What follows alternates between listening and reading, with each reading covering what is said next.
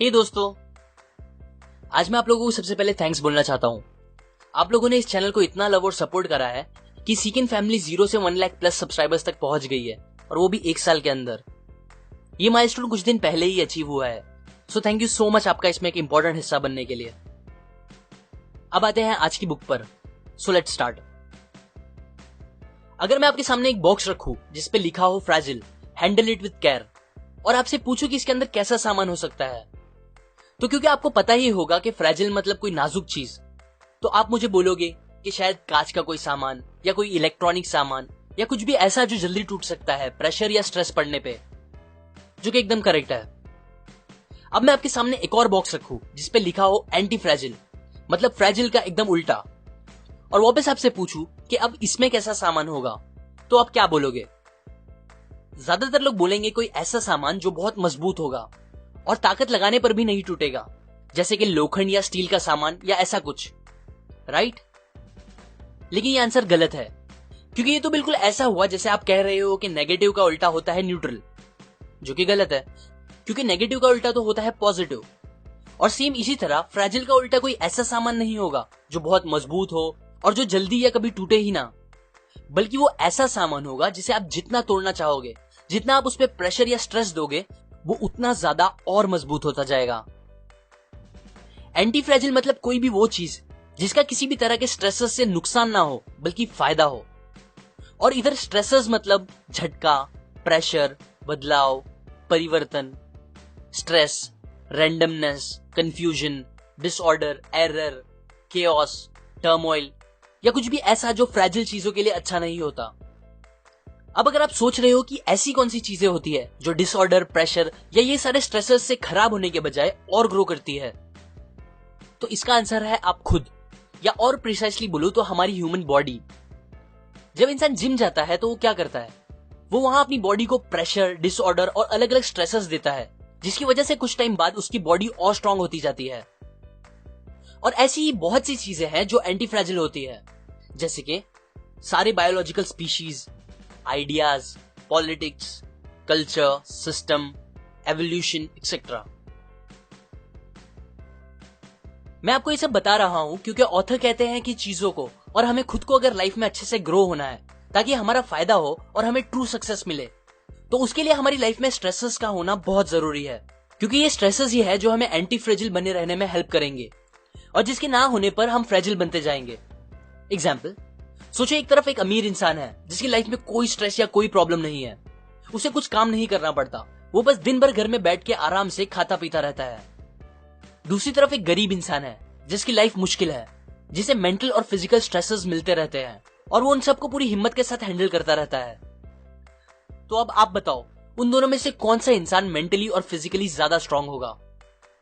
Obviously वो गरीब इंसान, क्योंकि उसने अपनी लाइफ के मुश्किल स्ट्रेसेस से डील किया होगा, जिसने उसे स्ट्रांग बना दिया होगा। इसी तरह आज हम देखते हैं कि गांव के लोग बूढ़े होने के बाद भी इतने मजबूत होते हैं, जबकि शहर के लोग जवानी में ही कमजोर होने लगते हैं। ये चीज हमें बताती है कि ज्यादा स्ट्रेसेस मतलब ज्यादा अच्छे लॉन्ग टर्म बेनिफिट्स। अब ये प्रिंसिपल लाइफ के दूसरे एरियाज और चीजों में भी काम करता है, जैसे कि मेडिकेशन में। हॉर्मेसिस एक मेडिकल प्रोसीजर है जिसमें पेशेंट को टॉक्सिक मटेरियल का एक छोटा सा डोज दिया जाता है, जिसका रिजल्ट ये होता है कि वो पेशेंट उस जहर से इम्यून हो जाता है। वैक्सीनेशन और एलर्जी की दवाइयां भी थोड़ा बहुत इसी प्रिंसिपल पे काम करती है। वैक्सीनेशन के लिए डॉक्टर्स हमारी बॉडी में उस बीमारी के थोड़े से पैथोजेंस इंजेक्ट करते हैं, जिससे हमारा इम्यून सिस्टम लड़ता है और फिर और स्ट्रांग बनके उस बीमारी से इम्यून हो जाता है। अब एक अलग पर्सपेक्टिव का एग्जांपल दूं तो वो बुक्स जिसे बैन कर दिया जाता है, लोगों को वो पढ़ने ज्यादा मन करता है, जिससे वो बुक्स नॉर्मल दूसरी बुक से ज्यादा हिट हो जाती है। ऐसी बहुत सी चीजें हैं जो हमें लगती है कि हमारा और दूसरी चीजों का नुकसान कर रही है, जबकि एक्चुअल में वही चीजें सबसे ज्यादा फायदा करती है।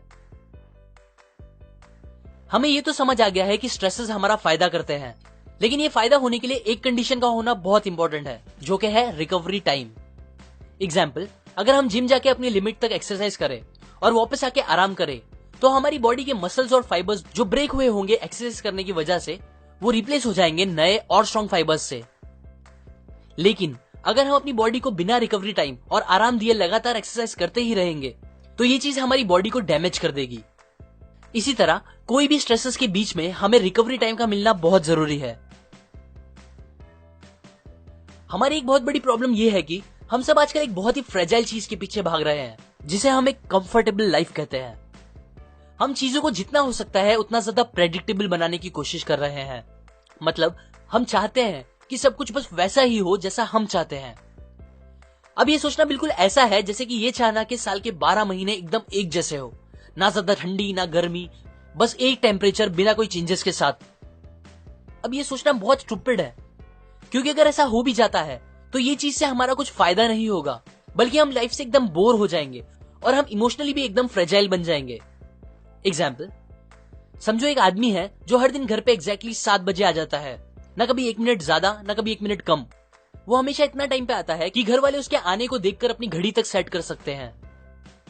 अब अगर ऐसा इंसान एक दिन घर बस 10 मिनट भी लेट जाएगा तो ये बात पूरे घर वालों को 10 मिनट का हार्ट अटैक दे देगी। ऐसा होगा क्योंकि हम इंसान विदाउट सम रैंडमनेस कमजोर और फ्रेजाइल हो जाते हैं। ट्रैवलर्स लोग अपनी लाइफ इतनी एंजॉय क्यों करते हैं? क्योंकि उनकी लाइफ रैंडमनेस और स्ट्रेसेस से भरी होती है। उसी तरह जुआ खेलने वालों को भी इतना मजा आता है क्योंकि उन्हें ये नहीं पता होता कि आज उनके साथ क्या होगा, और ये अनप्रेडिक्टेबिलिटी उन्हें बहुत प्लेजर देती है। वैसे ही हमारी लाइफ में भी थोड़ी बहुत रैंडमनेस होनी ही चाहिए, वरना हम एक फ्रेजाइल रोबोट जैसे बन जाएंगे, जिसे एक्चुअल में लाइफ क्या होती है ये पता ही नहीं होगा। एंटी फ्रेजाइल ये प्रिंसिपल कॉन्फिडेंस के लिए भी अप्लाई होता है। मतलब आपके अंदर ट्रू कॉन्फिडेंस तब नहीं आएगा जब आपके साथ सब कुछ अच्छा या पॉजिटिव होगा, बल्कि आपके अंदर ट्रू कॉन्फिडेंस आएगा जब आपके साथ बार बार कुछ बुरा या नेगेटिव हो, पर आपको उस बात से जरा भी फर्क ना पड़े। मुझे पता है हम सबको नेगेटिव एक्सपीरियंस जरा भी पसंद नहीं होते, पर एक्चुअल में नेगेटिव एक्सपीरियंस ही हमें ज्यादा ग्रो करते हैं।